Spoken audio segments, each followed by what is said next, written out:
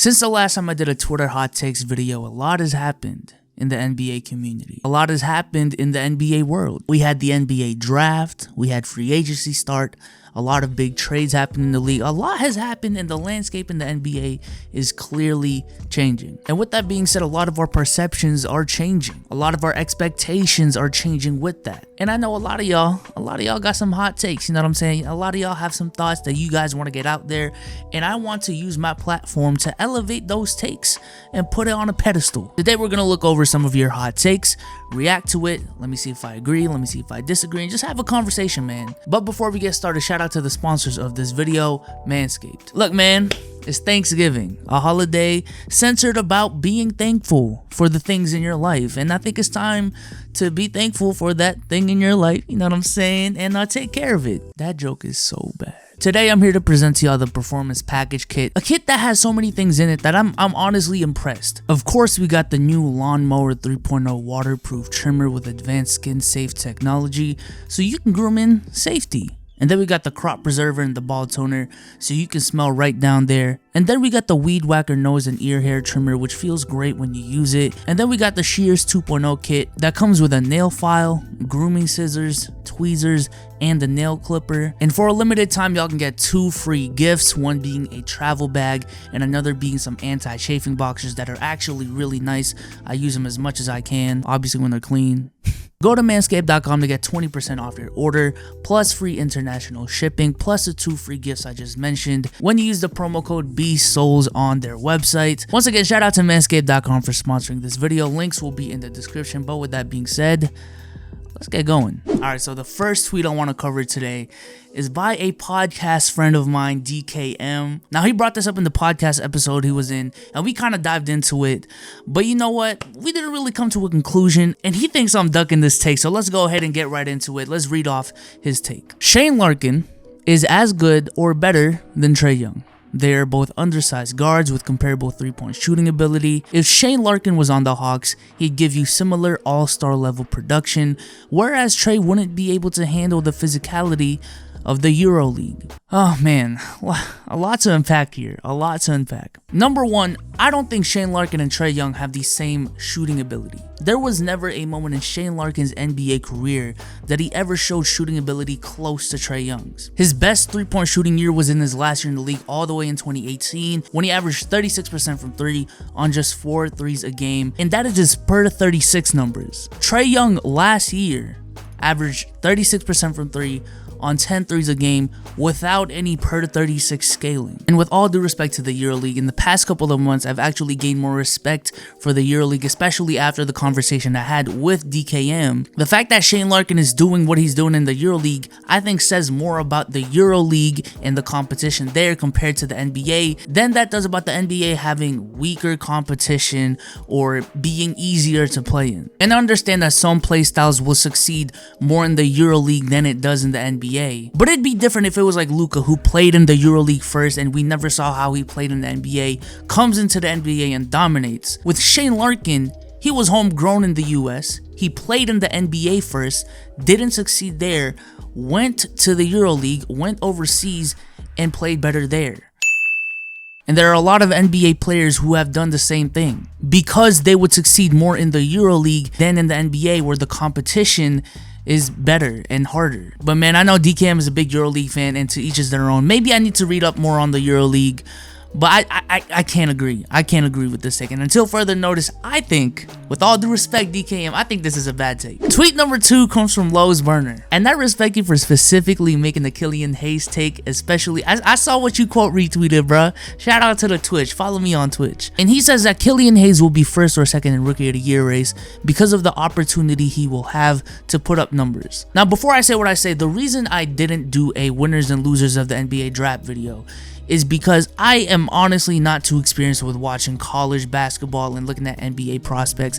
I want to see how they get into the league first, and then base any assumptions and any predictions that I have on them based on how they play in the NBA in their rookie year. But from what I do know is that Killian Hayes is one of the best point guard prospects of this draft. He was drafted by a team that actually needs a point guard and a building block for the future, and I believe they did draft Killian Hayes as a prospect that they want to build their future around. Thus, I think he's going to be a player that's going to have the keys early on in his career. So I wouldn't be surprised if he does put up the numbers. But at that same token, LaMelo Ball is also in a similar situation. I think LaMelo Ball is going to be able to do the same thing and put up, if not better numbers, and have the media on his side because he's LaMelo Ball. I think James Wiseman, especially after Clay's injury, might get more touches than we initially expected. He might be the rookie that contributes to the most wins, technically speaking, might be one of the best defenders. And if James Wiseman can come out and average 16 and 9 a game, those are rookie of the year numbers to me. Next tweet we got is from Veggies, and he says that the Celtics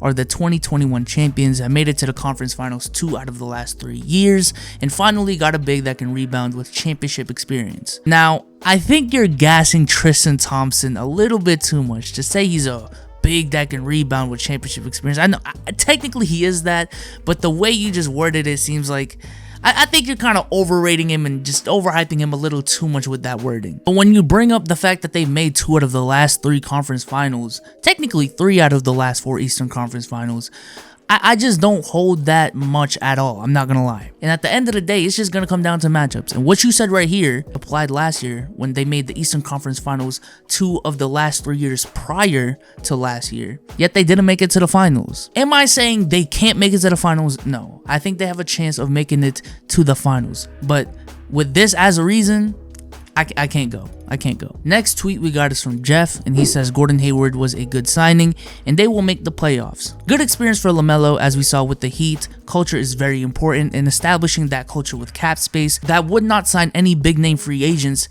is a dub. I actually agree. Now I'm gonna be honest, I was thinking of making a Gordon Hayward video, but I just didn't think there was too much content in it to make a full-fledged video about it. But I do think a lot of people were overreacting too much to the Gordon Hayward signing. Number one, I don't think it's safe to assume that Danny Ainge just blew the bag. Like, the trade could have been really close to being completed, and then Charlotte just came in and handed Gordon Hayward that contract, and Gordon Hayward said, cut the deal, I'm going to Charlotte. Since the only way he was going to go to the Pacers was through a sign and trade. Meaning that at the end of the day, it was still up to Gordon Hayward if he wanted to go to Indy. And when Charlotte came in, maybe Gordon Hayward just said, all right, let me pack my bags and go to Charlotte if they're offering me this much money.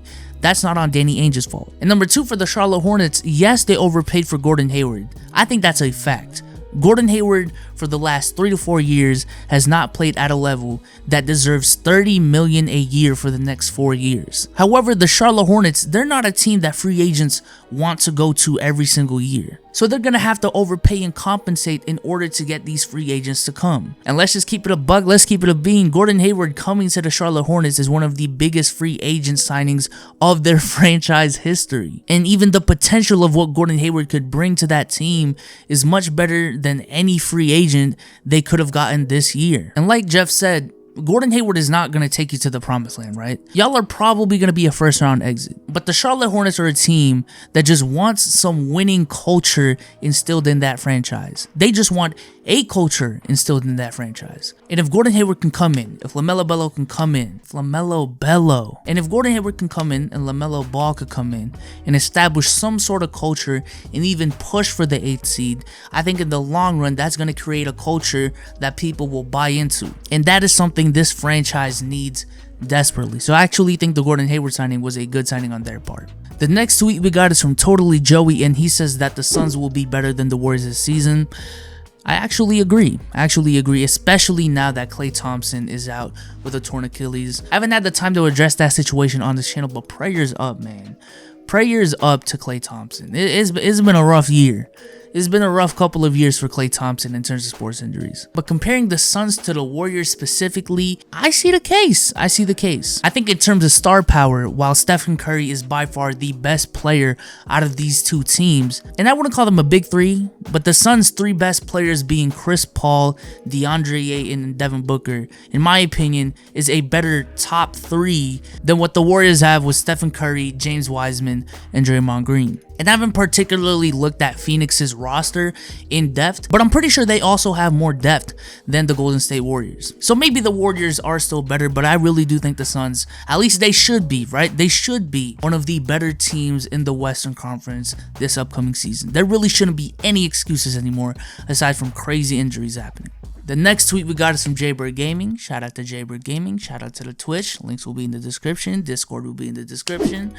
But he says that the reason why AD is waiting to sign is because he's gonna take a pay cut so that Giannis is gonna sign to LA next year. I think it's a possibility. I think it's really smart that Anthony Davis is really taking his time to weigh out his options. Because man, so much can happen in 2 years. So much can happen in a month, man. And while LeBron hasn't shown any signs of slowing down, it looks like a little bit, but he just finished second in MVP last season. Maybe that big dip happens next year or the year after. I doubt it, but you know, might as well be cautious. Just last year, everyone was so high on the Clippers, and now everyone's calling them a mess and one of the most disorganized franchises in the league.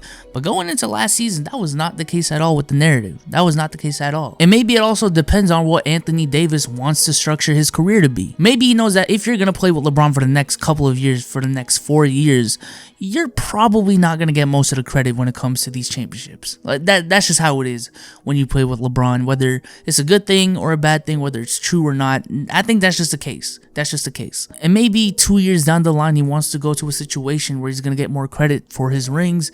But right now, maybe he just wants to rack up the rings, you know, the same way LeBron did in Miami, the same way KD did in Golden State. And let's just stay here for 2 years, see how many rings we can win and not dip, but you know, further my career. All I know is if LeBron is still an MVP caliber player 2 years from now, and AD is still in his prime, and Giannis comes over in his prime, and LeBron fans are happy and hyped, KD's rings count. KD's rings count. And the last tweet I want to cover in this video is Hawks are losers in this year's offseason. He said IMO, but I know exactly what he's talking about. Lowe said on Twitter recently that he thinks the Hawks are losers in this year's offseason. Now, shout out to Lowe if you're watching this. I see you doing your big things, you know what I'm saying? Congratulations to all the success. And correct me if I'm wrong, but Lowe is still on the side of the spectrum that believes that if you ain't really making big splashes, you might as well not make splashes at all. Or they're probably not splashes if they're not big splashes. He probably thinks that these signings are cool and all, but they're not really moving the needle enough, and now they're just signing bad contracts and not really doing anything in the grand scheme of things. Which that perspective I get, right? Update, as I edited this video, Lowe actually changed his stance on the Hawks. But I still got some valuable things to say.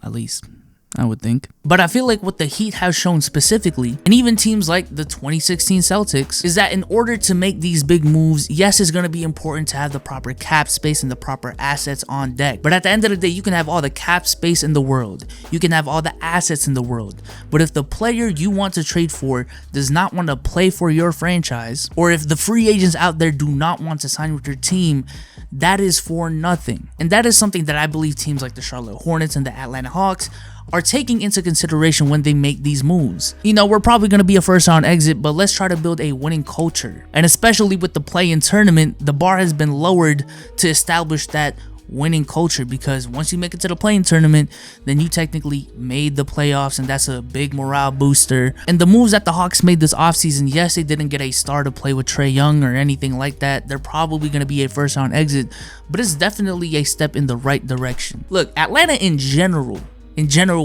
just people in general, is becoming an attractive destination. You got a future superstar in Trae Young on that team, and if you guys can establish a winning culture, I mean, look, man, I think a lot of players will want to play in the ATL. But with that being said, those are the tweets I wanted to cover in this video.